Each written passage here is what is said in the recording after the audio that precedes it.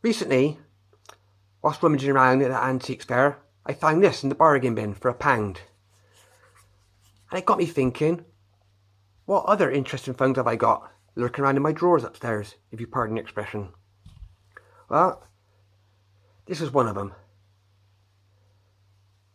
Class is a dumb phone, but it's one of the early generation of what everyone's after now, the smart feature phone.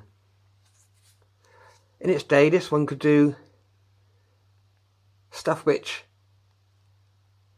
now iOS and such like are trying to do. Only this one had it all. Whilst this one is only a 2G phone, it had Wi-Fi. Now you had all your normal stuff on there, but what was good was its navigation system. So say you looked at something and then you went back to the home screen and you did, obviously this no longer works no more, even though it says you'd think it would do, wouldn't you? But it doesn't. A phone like this was actually doing some sort of, like, dare I say it, some sort of Spotify streaming service, and it didn't even cost you nothing, and you could save so much offline. But the operating system's so clever, because you just hit once and you can go back to your recent activities. Now, a lot of the services no longer work. WhatsApp has ceased to function now. But that's not a fault of the phone, that's just a fault of its sheer age and WhatsApp removing support from it. But we had, in its day, the offline music player for streaming music.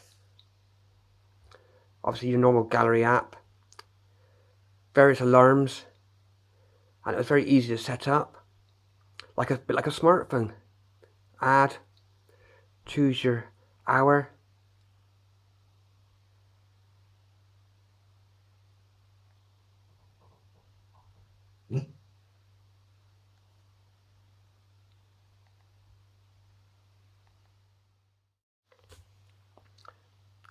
calendar, just a local calendar for putting stuff in. There was a Facebook client, but really it was all done through, I don't know if it'll even work, not that I got a Facebook account, so I'm not going to be able to show you much, but I assume it doesn't work. The reason you need to get one of these phones now would be, oh, he's locked it up now, yeah.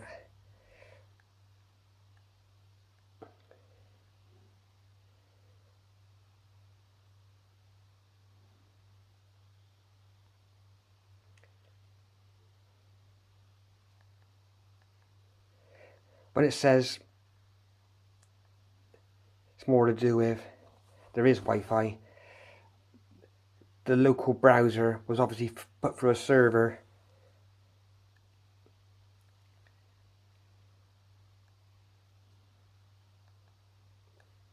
You could use it like an MP3 player still. Internet.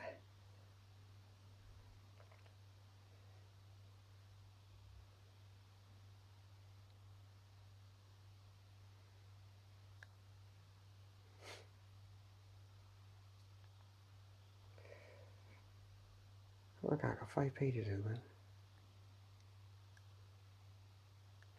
But the way it works, you'd think it was a smartphone, wouldn't you?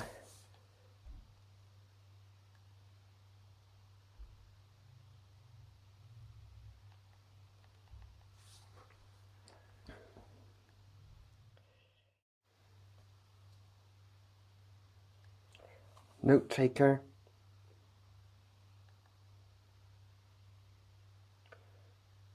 Calculator. File manager. FM radio still works providing you have a headset plugged in. Videos. sound recorder,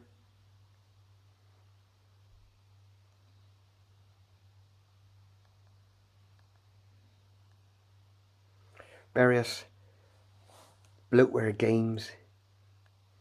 You can even, if you try and delete them,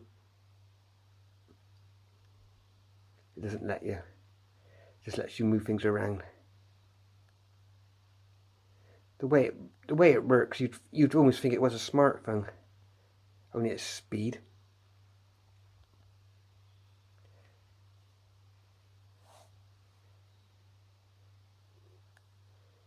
Certainly one of my favourite previous dumb phones. Texting with it was brilliant. For such a small keyboard, you'd think you'd have real trouble writing with it, and it worked surprisingly well.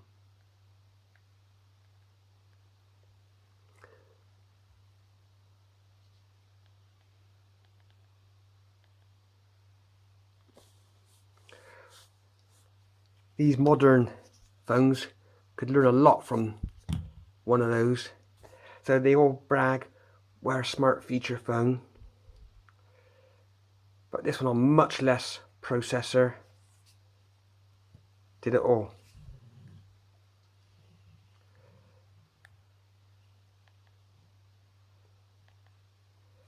The operating system, or the UE, reminds me of the very rarely seen Nokia Migo.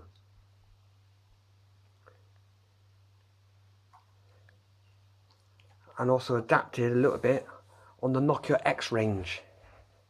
Hang on, I think I got one of them in upstairs in my drawer. I'll have to search him out.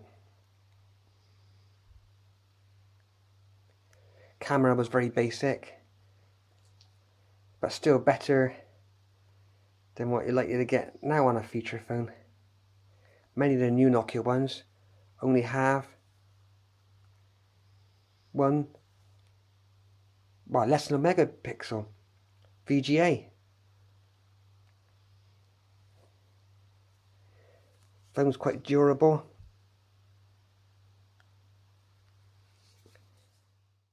Another thing which looks like a modern phone is its notifications. They come along the top, but also your quick settings, your toggles. How cool is that?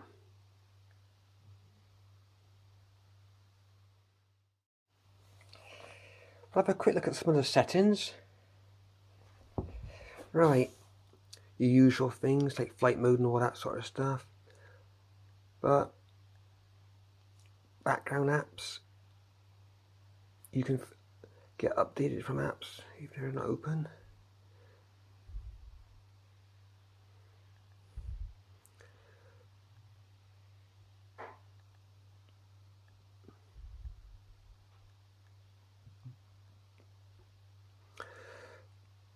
What you choose to see in the fast lane.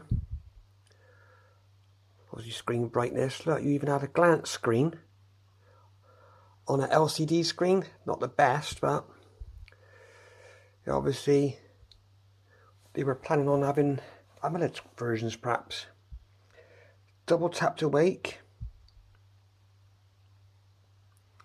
Power savings. Backup. That was backup to a SD card.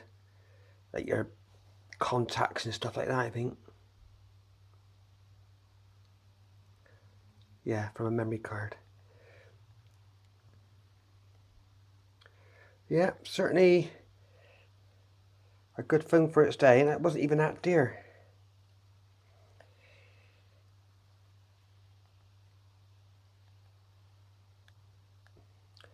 Anyway, thanks for watching.